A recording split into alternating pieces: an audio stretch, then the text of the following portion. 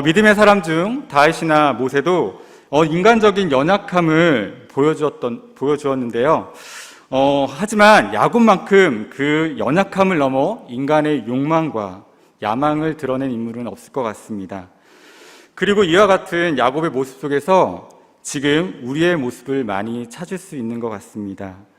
그래서 야곱의 전 인생을 다듬어 가시는 하나님을 보면 우리의 삶을 다듬어 가시는 하나님을 또한 기대하고 소망할 수 있습니다. 야곱은 27장에서 야망의 결정판을 보여주었습니다. 지난 시절 형 에서에게 팥죽 한 그릇으로 장자권을 빼앗았습니다. 이제 리브가가 시킨 일이라고는 하지만은 아들로서 그리고 동생으로서 하지 말아야 할 거짓말을 하면서까지 이삭으로부터 축복을 받아내게 됩니다. 리브가 앞에서는 아버지에게 속이는 자로 보일까봐 걱정하는 야곱이지만 정작 이삭 앞에서는 이삭이 내 아들 에서냐라고 물었을 때 네, 그러합니다 라고 말하는 야곱의 모습을 볼 수 있습니다. 성공과 야망에 눈이 어두워지면 아무것도 보지 못하기 때문입니다. 야곱은 그렇게 거짓말을 하여 아버지의 축복을 얻었지만 불같은 성격의 에서의 어떤 그 살이를 느끼며 죽음의 위협을 느끼며 그래서 명목상으로는 아내를 찾으러 하란으로 가는 것이지만 실제적으로는 하루아침에 도망자 신세가 되어버린 것입니다. 태어나면서부터 형 에서의 발꿈치를 잡고 태어난 야곱, 그리고 어떻게 보면 반평생 장자권을 목표로 삼았던 야곱의 모습을 볼 수 있습니다. 그리고 그 장자권을 쟁취한 이때 야곱은 몇 살이었을까요? 종교개혁자 마틴 루터는 이때 나이를 77세로 계산하고 있습니다. 좀 놀랍죠? 77세. 지금 보면 고령입니다. 그러나 그 당시 평균 나이로 보면 약간 중년을 넘어선 나이입니다. 하지만 그럼에도 불구하고 좀 나이가 많죠. 40세에 이미 결혼한 에서에 비하면 야곱은 아직도 결혼하지도 않고 있는 것입니다. 77년 동안 말입니다. 77년 동안 야곱은 그동안 어떻게 살았을까요? 성경에는 나와 있지 않지만 그렇게 평안하지는 않았을 것 같습니다. 성격도 그렇을 것 같습니다. 아무튼 야곱은 그 반평생 장자권이라는 그 목표를 향해서 달려온 인생이었습니다. 그렇게 야망과 집착으로 달려온 야곱의 인생 속에서 하나님을 향한 참 믿음은 볼 수가 없었습니다.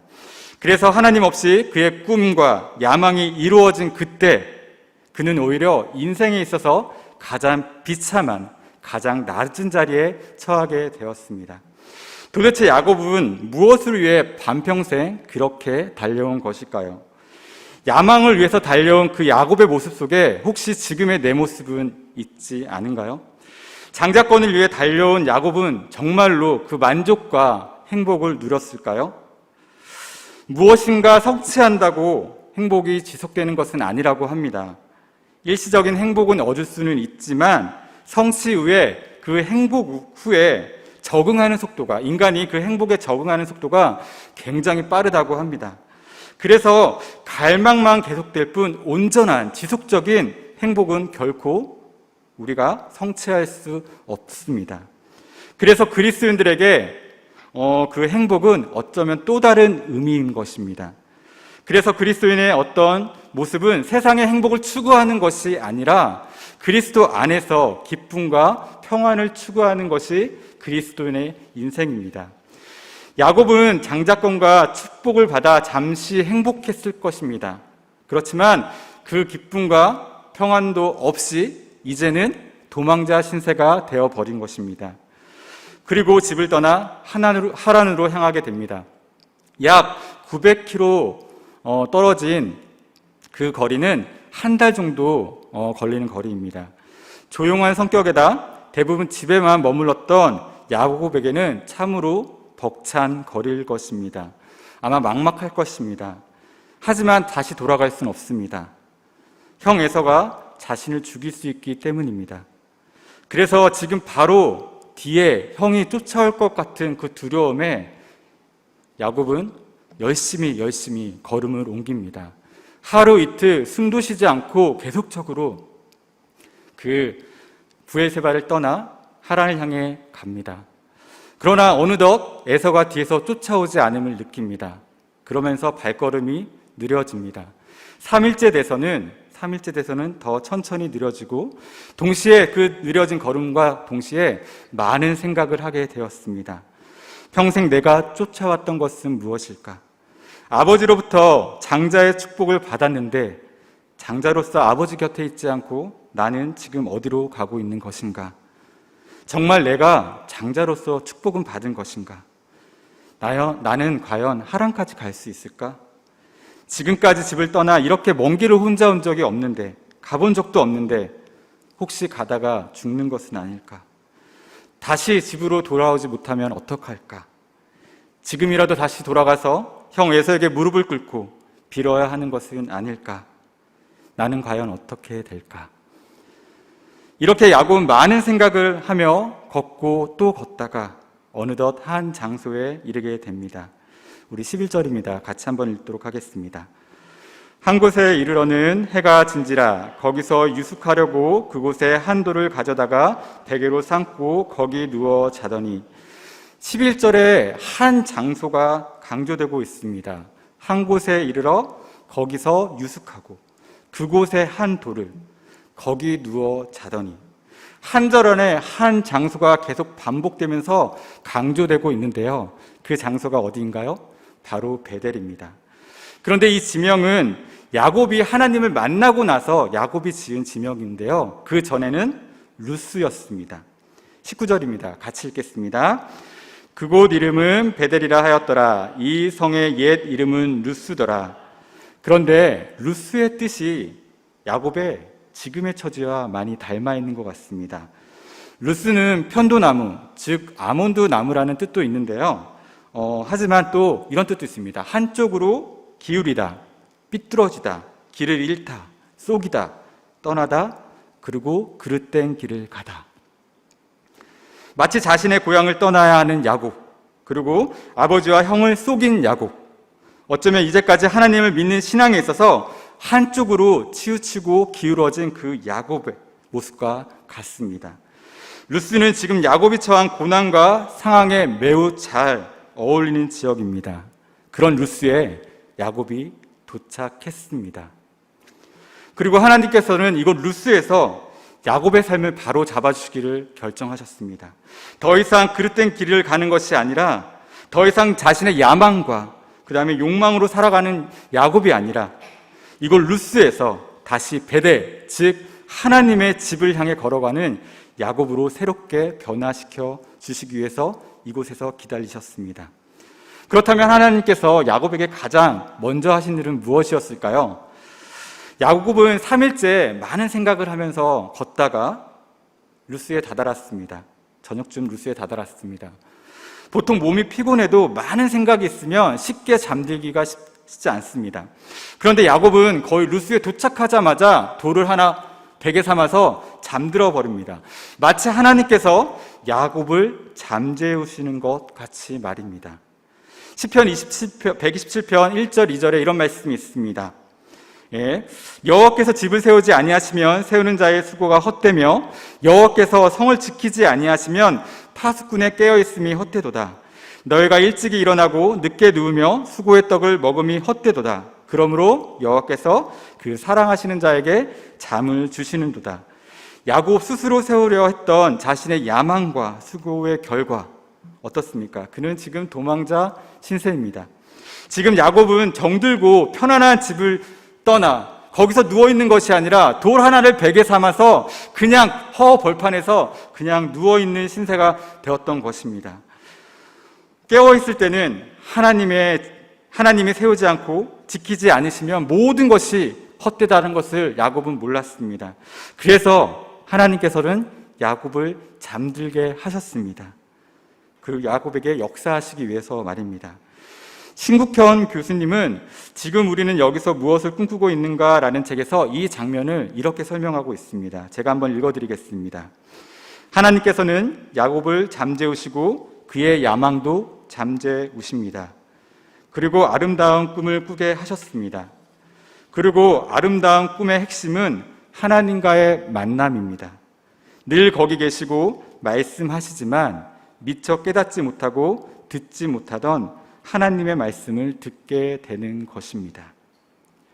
하나님께서 야곱을 잠재우시고 그의 야망도 잠재우셨습니다.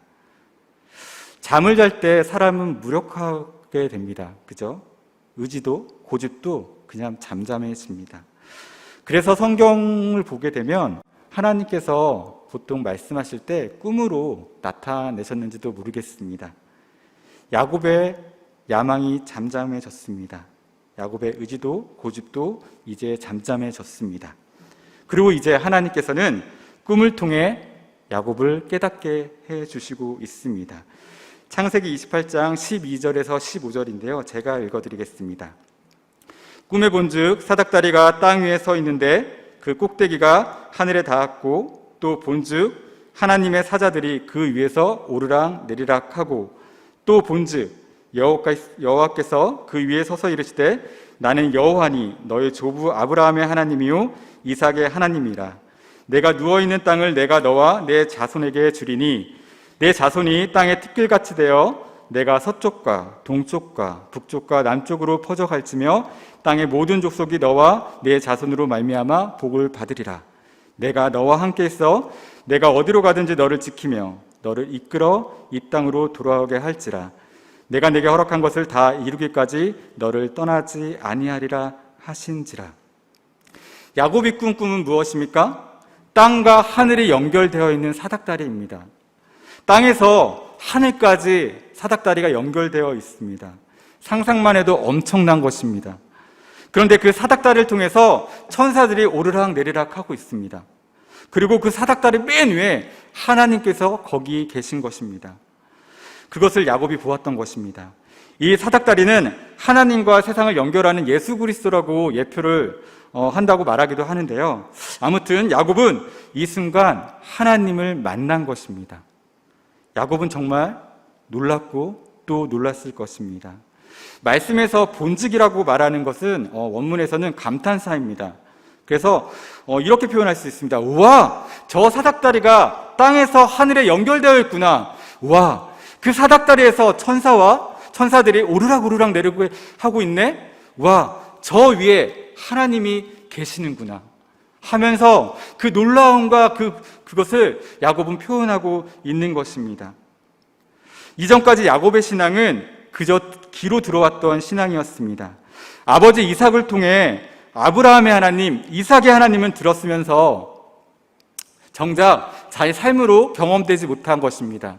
지금 이 순간 한 번도 하나님을 경험하지 못했던, 직접 하나님을 만나지 못했던 그 하나님을 야곱은 만나고 있는 것입니다. 지금 하나님께서 직접 야곱을 만나주시고 계신 것입니다. 이제 야곱에게 있어 하나님은 더 이상 할아버지의 하나님, 아버지의 하나님이 아니라 나의 하나님이 된 것입니다. 이 나의 하나님이 정말 중요한 것 같습니다. 특별히 청소년과 청년 사역을 하면서 가장 중요하다고 생각했던 부분이 이 부분입니다. 나의 하나님. 신앙에 있어서 특별히 모태신앙인 분들에게 부모님의 어떤 하나님에서 나의 하나님으로 이 넘어오는 과정이 그렇게 쉽지 않은 것 같습니다. 부모도 자신의 신앙을 고집하며 자녀에게 고집하며 놓아주지 않고 자녀 역시 그 가운데 혼란을 겪고 여러 가지 힘든 일들을 많이 느끼는 것들을 곁에서 많이 보았습니다. 자녀를 믿음으로 키우고 어느 때가 되면 하나님을 신뢰하고 그리고 믿음으로 하나님께 놓아주어야 합니다. 그리고 자녀를 믿고 그 곁에서 기도의 동역자가 되어 주어야 합니다. 우리 자녀들이 스스로 나의 하나님을 고백할 수 있도록 그렇게 놓아주고 기도하고 하나님 앞에 맡겨드려야 하는 것입니다. 또 자녀들뿐만 아니라 우리 신앙에 있어서 만약 나의 하나님에 대한 경험이 또한 고백이 없다면 어쩌면 아직 나의 하나님이 아닌 다른 이들의 하나님으로 계속 고백하고 있는 모습일 수도 있습니다. 그렇기 때문에 야곱과 같이 하나님의 은혜를 나의 하나님으로 고백하기 위해서 그것을 사모해야 합니다.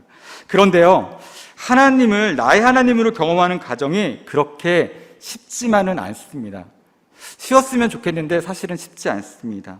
때로는, 아니 대부분 고난과 힘든 상황 속에서 나의 하나님을 만나고 진정한 하나님을 고백하게 됩니다. 만약 나의 하나님에 대한 고백이 없는데도 지금 내 삶이 평탄하다면 좀 다시 한번 생각해 봐야 합니다. 어쩌면 더 크신 하나님에 대한 갈망이 없기 때문인 것입니다. 어쩌면 아직 믿음의 경계선까지 가지 않았기 때문입니다. 또 어쩌면 나아가 보라는, 더 나와 보라는 그 하나님의 음성에 순종하지 않고 거절하고 있는 내 모습 때문일 수도 있습니다. 청년부 사역을 할 때 해외 단기 선교를 준비할 때가 있었습니다. 그때 9명의 청년부 사역자가 함께 팀 사역을 했습니다. 그의 청년부 담당 목사님께서 기존에 2개 팀이었던 단기 선교팀을 갑자기 8개 팀으로 늘리라는 것입니다. 사실 청년부 예산으로는 2개 팀이면 비행기 값도 그리고 사역비도 모든 것을 충당할 수 있는 충분한 돈이었습니다. 그래서 그 재정에 대한 아무런 걱정도 근심도 없이 청년들을 모집해서 그냥 단기 선교에 갈 수 있는 재정이었습니다. 그런데 8개 팀으로 늘리라는 것입니다. 사역자 1명씩 그 나라를 맡아서 청년들을 데리고 단기 선교를 가라는 것입니다. 갑자기 재정이 부족해졌습니다. 턱없이 부족해졌습니다. 그때부터 청년들이 모여서 함께 기도하기 시작했습니다. 정말 스스로 재정을 채우고 정말 하나님의 어떤 사역을 위해서 함께 기도하기 시작했습니다. 선교를 위해 그리고 재정을 위해 기도하면서 그때 많은 청년들이 나의 하나님을 경험하게 되었습니다. 때로는 나의 하나님을 경험하기 위해 믿음의 경계로 나아가는 용기와 모험 그리고 순종이 필요합니다. 한번 우리의 삶을 뒤돌아보셨으면 좋겠습니다. 하나님 없이 평탄하십니까? 하나님과 함께 용기와 그리고 모험과 그리고 순종의 길을 걸어가고 계십니까? 지금 야곱은 나의 하나님을 경험하고 있습니다. 인생에 있어 어쩌면 가장 밑바닥과 비참함을 경험하고 있을 때 그 한계에 왔을 그때 야곱은 할아버지의 하나님, 아버지의 하나님이 아닌 나의 하나님, 그 하나님을 만나고 있는 것입니다. 꿈속에서 만난 하나님이 야곱에게 이렇게 말씀해 주셨습니다. 자신을 여호와 곧 스스로 있는 자라고 소개하시면서 너의 조부 아브라함의 하나님, 이삭의 하나님이라고 말씀하십니다. 그리고 뒤이어 내가 누워있는 땅을 너와 내 자손에게 주겠다라고 말씀해 주시는 것입니다. 이것은 무슨 의미일까요?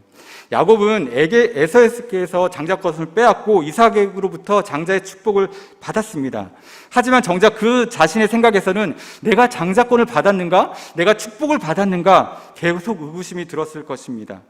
창세기 28장 1절에서 4절에서는 이삭이 다시 야곱을 축복합니다.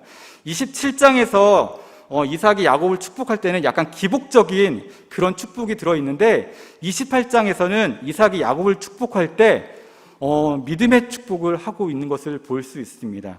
이것을 보면 어쩌면 야곱은 생각했을 것입니다. 아, 내가 아버지 이삭으로부터 드디어 장자로 인정을 받았구나 라고 말입니다. 하지만 여전히 그 마음 가운데서는 내가 하나님으로부터 축복을 받았는가? 정말 하나님으로부터 그 장자의 축복을 받았는가 하며 계속적으로 의심을 품었을 그때 그런 가운데 하나님께서 야곱에게 나는 아브라함의 하나님, 이삭의 하나님, 그 다음 에서의 하나님이라고 말씀하시지 않으십니다. 그리고 이렇게 말씀하시는 것입니다. 정말로 내가 너와 내 자손에게 이 땅을 주겠다라고 말씀하시는 것입니다. 야곱, 너와 너 자손에게. 그제서야 야곱은 알았습니다. 내가 우리 가문의 장자로 하나님께 인정을 받았구나. 이제 아브라함의 하나님 그리고 이삭의 하나님, 이제는 야곱의 하나님이구나 라고 그는 생각하게 되었던 것입니다. 그리고 하나님께서는 아브라함에게 하셨던 복의 내용을 야곱에게도 동일하게 말씀하고 있는데요. 14절입니다. 한번 읽어보도록 하겠습니다. 14절. 내 자손이 땅에 티끌같이 되어 내가 서쪽과 동쪽과 북쪽과 남쪽으로 퍼져 나갈지며 땅의 모든 족속이 너와 내 자손으로 말미암아 복을 받으리라. 성경을 보면 하나님께서는 이삭에게 이렇게 말씀하시지 않았습니다. 그냥 자손에 대한 번성에 대한 말씀을 하셨습니다. 아브라함의 축복과 같이 말씀하지 않았던 것입니다. 하지만 야곱에게는 아브라함에게 하셨던 그 언약의 말씀과 동일하게 말씀해 주시는 것입니다. 우리의 자손이 티끌과 같게 하겠다. 그 다음에 서쪽과 동쪽과 북쪽과 남쪽으로 이런 단어도 쓰십니다.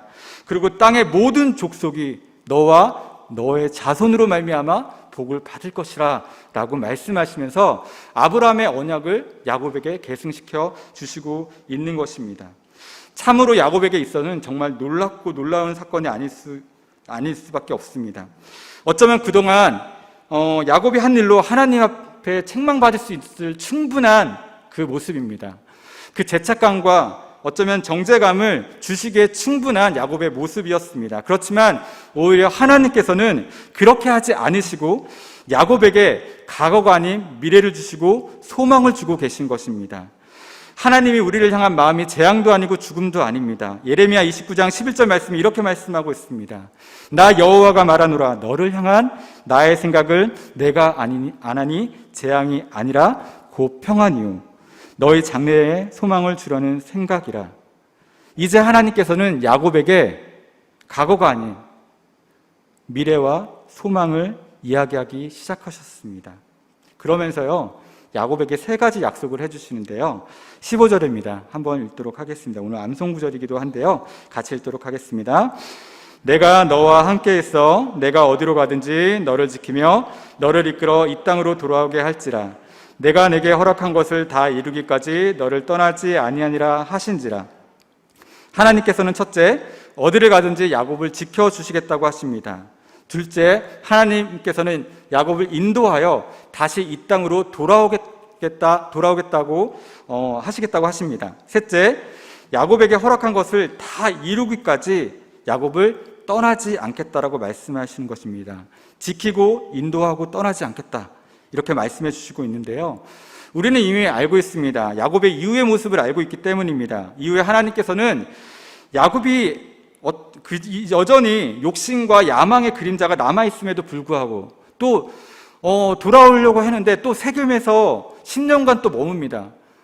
서원도 지키지 않고 그냥 세겜에 머물러 안주합니다. 부와 안정을 위해서 추구하는 인생이었지만 그럼에도 불구하고 그때마다 하나님께서는 야곱을 다듬으시고 신실하게 하나님의 언약을 지키셨습니다. 참으로 신실하신 하나님이신데요 이제 이 신실하신 하나님께 야곱은 꿈속에 말씀하셨던 그 하나님께 이렇게 고백하고 있습니다. 16절입니다. 이 말씀이 참으로 중요한 것 같습니다. 함께 읽겠습니다. 야곱이 잠이 깨어 이르되 여호와께서 과연 여기 계시거늘 내가 알지 못하였도다. 야곱이 잠에서 깨었습니다. 그리고 고백합니다. 여호와 하나님께서 여기 계시다는 것을 이전에는 알지 못했는데 그래 하나님이 여기 계시는구나. 이제야 알았다. 이제야 알았다라고 고백하고 있는 것입니다. 고대 근동의 어떤 신간에서 보면은 그 신은 그 부족의 신, 가족의 신이었습니다. 야곱이 놀랄 수밖에 없었던 이유는 그 부족의 신이 지금 여기에 있다라는 것입니다. 아브라함은 하란에서 가나안까지 오고 또 애굽도 한번 가봤습니다. 아버지 이삭은 그런데 기껏해야 블레셋 정도 가나안 땅에서 그냥 살았던 것 같습니다. 야곱도 같이 살았기 때문에 아마 야곱도 그 지역을 떠난 적이 없었을 것입니다. 어쩌면 야곱은 이전에는 자신이 믿는 그 하나님이 자신이 살고 있는 그 땅, 그 부족, 가문의 신 정도로만 생각했을 것입니다. 그래서 하란으로 가기 위해서 집을 떠날 때 가족을 떠나야 한다는 죽음에 대한 공포도 있었지만 가문을 보호하고 있는 그 신의 보호로부터 떠나야 한다는 두려움도 같이 있었던 것입니다. 하루 이틀 브에세바를 떠나면서 하나님을 향하여 가는 그 발걸음 속에는 자신을 보호하고 있는 그 가문의 신에게서도 떠나고 있었던 것입니다. 그런데 오늘 그것이 아니라고 깨달은 것입니다. 야곱이 오늘 베델에서 경험하고 알게 된 것은 그저 내가 믿고 있고 내가 알고 있었던 그 신은 가문에 국한되고 지역에 국한되고 장소에 묶이고 사람에게 묶이는 것이 아니라 지금 여기 계신 하나님이시라는 것입니다. 그리고 내가 어디를 가든지 나를 지키고 나와 함께 하시는 그 하나님을 야곱은 그것을 경험하고 있는 것입니다. 그래서 정말 야곱은 놀란 것입니다. 아, 하나님이 여기에도 계시는구나. 이전까지 야곱이 알고 믿었던 하나님은 어쩌면 야곱 자신의 생각과 편견 속에서 믿었던 하나님이었을 것입니다. 야곱 안에 갇혀있는 하나님이었던 것이죠. 이제 야곱은 자신이 믿는 하나님의 그 크심과 광대하심을 경험하며 고백하는 것입니다. 여호와께서 과연 여기 계시거늘 내가 알지 못하였도다. 20대 초반에 처음으로 중국으로 단기 선교를 떠났습니다. 김포공항에서 1시간 정도 떨어진 칭다오로 이제 비행기를 타고 갔습니다. 그리고 거기서 15시간 동안 기차를 타고 하남성 서쪽 끝까지 또 갔습니다. 거기서 삼자교회에서를 본부로 삼았습니다. 50명이 갔었는데요. 다시 그 삼자교회에서 그 50명이 3명씩 각 지역으로 흩어졌습니다. 제가 속한 팀은 거기서부터 다시 또 1시간 정도 시골로 들어갔습니다. 거기서 이제 신학교에서 계속적으로 교회를 방문했던 그런 경험이 있었는데요. 교회를 방문할 때마다 중국 사람들이 반갑게 맞아주셨습니다. 그리고 그 또 방문할 때마다 우리를 볼 때마다 중국 사람들이 눈물을 계속 흘리는 것도 볼 수 있었습니다. 어느 날은 공안의 눈을 피해 밤에 몰래 한 가정교회를 방문했을 때는 자그마한 백열등 하나에 20-30명이 모여서 예배를 드리고 있는 그 모습도 볼 수 있었습니다. 그런데요, 그때 제가 느낀 것 중에 가장 크게 느낀 것은 내가 믿는 하나님이 여기 사람들도 믿고 있는 하나님이었구나. 그 당시 저에게는 다른 나라 사람들과 함께 같은 하나님을 찬양하고 같은 하나님을 기도한다는 것은 너무나 놀라운 경험이었습니다. 처음으로 다른 나라 사람들과 함께 내가 믿는 하나님을 만난 것입니다. 아마 중국에 있는 그리스도인도 마찬가지였을 것 같습니다. 정말 시골 골짜기에서 자신이 믿는 하나님이 참 하나님이실까?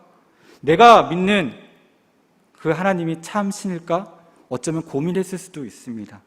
그런데 어느 날 갑자기 다른 나라에서 사람들이 와서 당신이 믿는 하나님은 이곳에만 계신 하나님이 아니야. 나의 하나님도 되시고 전 세계, 온 우주의 하나님도 되시는 분이야라고 말씀해주고 있는 것입니다. 이것을 깨달았을 때 그들에게 엄청난 놀라움과 감격과 위로였을 것입니다. 그들이 보인 눈물이 바로 그 의미였지 않을까라는 생각을 하게 됩니다. 야곱이 깨달은 것도 바로 이것입니다. 하나님은 더 크신 분이시구나. 그런데 지난 교회의 어떤 역사를 돌아보면 야곱의 이전의 모습과 많이 닮아 있는 것 같습니다.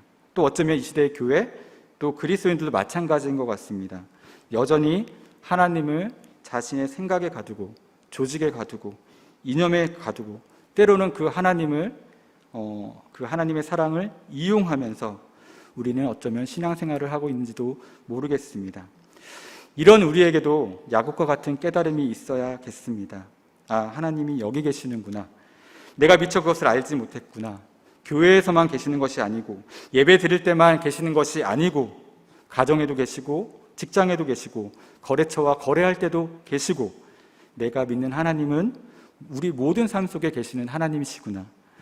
나만의, 우리 교회만의, 어쩌면 또 기독교만의 하나님이 아니라 세상 모든 민족의 하나님이시구나 라는 것을 깨달아야 하는 것입니다. 이 진정한 깨달음이 우리 가운데 있었으면 좋겠습니다. 이제 우리는 그릇된 길을 가는 루스의 길에서 베델, 곧 하나님의 길을 향해 가는 길에 서야 할 것입니다. 야곱은 지금까지 루스를 향해 걸어왔다면 이제 더 이상 루스가 아닌 베델의 길을 걸어야 할 것입니다. 베델을 출발하지만 야곱이 가는 그 길은 그 길마다 베델이 될 것입니다.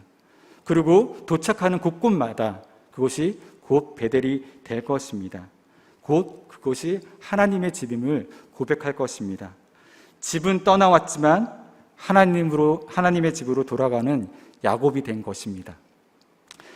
그런데 오늘 야곱의 이야기가 여기서 끝나면, 이렇게 멋지게 끝나면 좋을 텐데요. 그렇지가 않습니다. 야곱은 우리의 기대와 또는 우려를 저버리지 않습니다. 이제 하나님께 서원을 하는 야곱을 볼 수 있는데요. 20절에서 22절입니다. 제가 읽도록 하겠습니다. 야곱이 서원하여 이르되 하나님이 나와 함께 계셔서 내가 가는 이 길에서 나를 지키시고 먹을 떡과 입을 옷을 주시고 내가 평안히 아버지 집으로 돌아가게 하시오면 아버지께서 나의 하나님이 되실 것이요 내가 기둥으로 세운 이 돌이 하나님의 집이 될 것이요 하나님께서 내게 주신 모든 것에서 10분의 1을 내가 반드시 하나님께 드리겠나이다 하였더라. 서원의 내용을 보면 좀 자세히 보면 이것이 믿음의 고백인지 아니면 하나님과 거래를 하고 있는지 조금 헷갈립니다. 명확하게 드러나고 있지 않죠. 실제로 이 서원을 두고 학자들이 이쪽 편 저쪽 편 이렇게 많은 의견을 내었습니다. 그렇게 야곱의 서원은 완전한 믿음의 고백이라고 하기도 너무나 어렵고 그렇다고 또 거래라고 말할 수도 없는 것 같습니다. 야곱의 서원을 자세히 보면 여전히 먹을 것, 입을 것 그런 듯 미래에 대한 세상적인 어떤 고민들의 모습들이 남아 있습니다. 그와 동시에 또한 믿음의 고백도 있습니다. 이렇듯 야곱은 아직 온전히 변화되지 못한 모습인 것입니다. 그런데 이 변화되지 못한, 온전히 변화되진 야곱의 모습, 이 모습이 바로 우리의 모습과 우리의 삶의 모습과 많이 잇대어 있습니다. 하나님을 경험하였지만 100% 하나님의 사람으로 살아가고 있지 못하고 때로는 믿음으로 뜨겁게 타올랐다가 때로는 적당히 타협하고 적당히 믿고 살아가기를 반복하는 우리의 모습입니다. 지난날 하나님을 뜨겁게 만났던 내 모습과 지금 현재의 내 모습을 보면 때로는 당황스럽기까지 합니다. 저도 마찬가지입니다. 부인할 수 없는 하나님을 경험했음에도 불구하고 때로는 하나님 없는 것처럼 살아가는 제 자신을 볼 때가 종종 있습니다. 이 모습에 대해서 내 안에 야곱 DNA를 쓴 김기현 목사님이 그 이유를 잘 설명해 주시고 있습니다. 제가 한번 읽어드리겠습니다. 야곱은 이 물음에 답을 준다. 야곱에게 베델은 변화의 출발점일 뿐 종착지는 아니다. 베델에서 하나님을 만난 뒤 야곱은 예전과 판이하게 변했다. 그러나 변화가 완성되지는 않았다. 나중에 에서를 만났을 때 그의 형태에서 우리는 꼼수와 지혜의 양면을 볼 수 있다. 그는 동원할 수 있는 모든 것을 10분 활용한 다음에야 홀로 남아 하나님과 씨름했다. 지금 이 순간도 조건과 약속의 이중성이 여실히 드러난다. 야곱은 야곱이다. 조금 변했을 뿐이다. 베델은 야곱에게 터닝 포인트이지 결승점이 아니다. 베델은 야곱에게 터닝 포인트라는 것입니다. 도착지가 아니라는 것입니다. 아직 가야 할 길이 남았다는 이야기입니다. 사랑하는 우신 가족 여러분, 야곱이 이제 하나님을 향해서 걸어가야 할 길은 지난 시절 할아버지 아브라함이 그곳을 떠나 걸어왔던 길입니다. 이제 야곱은 그 길을 반대로 걸어가게 됩니다. 하지만 그 여정은 다시 돌아올 것을 믿고 떠나는 길이 되었습니다. 우리 역시 믿음의 여정을 걸어가는 순례자입니다. 그 순례의 과정 속에 루스와 베델을 수차로 오고 가겠지만 그럼에도 불구하고 매번 그리고 결국 우리는 베델을 향해 서고 걸어가야 할 것입니다. 그리고 걸어가는 그곳이 베델이 될 것이고 그곳 곳곳마다 하나님이 될 것입니다. 하나님이 여기에 계시는구나. 그리고 마지막에는 진정한 베델, 그곳 하나님의 집으로 돌아갈 것입니다. 이 모든 삶의 여정 속에 하나님께서 오늘의 말씀으로 약속해 주십니다. 내가 너와 함께 있어 내가 어디로 가든지 너를 지키며 너를 이끌어 이 땅으로 돌아오게 할지라. 내가 내게 허락한 것을 다 이루기까지 너를 떠나지 아니하리라 하신지라. 아멘. 이제 말씀을 마무리하겠습니다. 정말 야곱은 우리의 모습과 닮은 것 같습니다. 참으로 이중적인 야곱의 모습이지만 그럼에도 불구하고 하나님께서는 야곱을 하나하나 다듬어 가셨습니다. 그러하듯이 우리의 삶도 하나님께서 하나하나 지금도 여전히 다듬어 가고 계십니다. 우리는 그저 그 하나님께 우리의 삶을 맡겨드리면 됩니다. 그리고 고백하는 것입니다. 하나님이 여기에 계시는구나. 내 삶의 모든 곳에 함께 하시는구나. 나의 고난과 고통 속에도 동행하시는구나 라고 고백하는 것입니다. 이렇게 내 모든 삶에 하나님의 계심을 인정하여 드리는 우리가 되었으면 좋겠습니다. 한 가지 더 말씀드리면, 야곱의 삶이 우리의 모습과 많이 닮았다고 해서 루스와 베델을 왔다 갔다 하는 내 모습에 정당성을 부여하지 않았으면 좋겠습니다. 나도 모르는 사이에 루스를 향해 걸어갈 수는 있어도 베델로 다시 돌아갈 수 있다라는 그러한 모습을 가지고 의도적으로 루스를 향해 걸어간다면 하나님이 많이 슬프실 것 같습니다. 늘 언제나 있는 그 자리에서 루스를 떠나 베델로 향하는 귀한 성도님들 되시기를 간절히 소망합니다. 함께 찬양하겠습니다.